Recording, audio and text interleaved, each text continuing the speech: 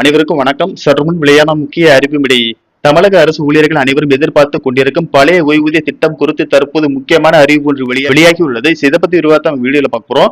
வீடியோவை கடைசி வரைக்கும் ஸ்கிப் பண்ணாம பாருங்க. வீடியோக்குள்ள போறதுக்கு முன்னாடி இந்த வீடியோ லைக் பட்டனை பிரஸ் பண்ணிக்கோங்க. இப்ப அந்த சேனலுக்கு முதன்முறையா வரைக்கும் சப்ஸ்கிரைப் பட்டனை பிரஸ் பண்ணிக்கோங்க. அப்படியே பக்கத்துல இருக்கக்கூடிய பெல் ஐகான் பட்டனை பிரஸ் பண்ணிக்கோங்க. வாங்க வீடியோக்குள்ள போகலாம். தமிழ்நாட்டில் புதிதாக பொறுப்பேற்றுள்ள முதல்வர் விஜய் தலைமையிலான தமிழக வெற்றி கழக அரசு முந்தைய திமுக அரசால் அறிமுகப்படுத்தப்பட்ட தமிழ்நாடு உறுதி அளிக்கப்பட்ட ஓய்வூதிய திட்டத்தை ஓரளவு நிறைவேற்றும் வகையில் அறிவித்தது. பங்களிப்பு ஓய்வூதிய திட்டம் மற்றும் பழைய ஓய்வூதிய திட்டம் இடையேயான சமரச திட்டமாக இது கருதப்பட்டது. இத்திட்டத்தின்படி கடைசி மாத சம்பளத்தில் 50% ஓய்வூதியமாக உறுதி செய்யப்படும். ஆனால் ஊழியர்களின் 10% பங்களிப்பு தொடரும் என்ற விதி இடம்பெற்றிருந்தது. எனினும் தேர்தல் பிரச்சார காலத்தில் தமிழக வெற்றி கழகம் உள்ளிட்ட எதிர்க்கட்சிகள் அரசு ஊழியர்களுக்கு முழு ஓபிஎஸ் திட்டத்தை மட்டுமே அமல்படுத்துவோம், அரைகுறை திட்டங்கள் தேவையில்லை என்று தெளிவான நிலைப்பாட்டை வெளியிட்டிருந்தன. இப்போது முதல்வர் விஜய் பொறுப்பேற்ற பிறகு வருவாய்த்துறை, ஊழியர் சங்கம் உள்ளிட்ட பல்வேறு அரசு ஊழியர்கள் அமைப்புகள் ஓபிஎஸ் திட்டத்தை உடனடியாக மீட்டெடுக்க வேண்டும் என வலியுறுத்தி வருகின்றன.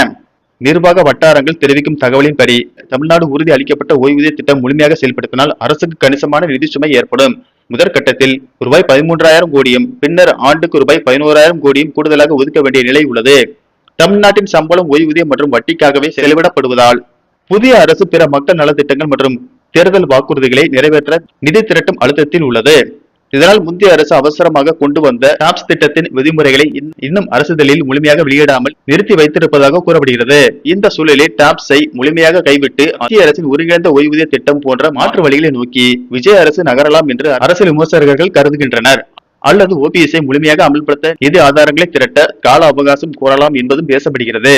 சமீபத்தில் அரசு ஊழியர்களுக்கு 2% அகவிலைப்படி உயர்வு அறிவித்து முதல்வர் விஜய் நம்பிக்கை அளித்திருந்தாலும் ஓய்வூதிய விவகாரத்தில் இறுதி முடிவு என்ன என்பது இன்னும் தெளிவாகவில்லை.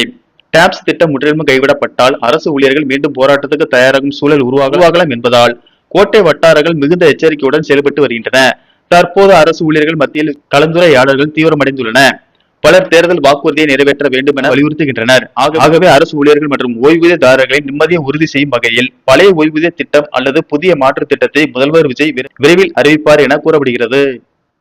நன்றி, வணக்கம்.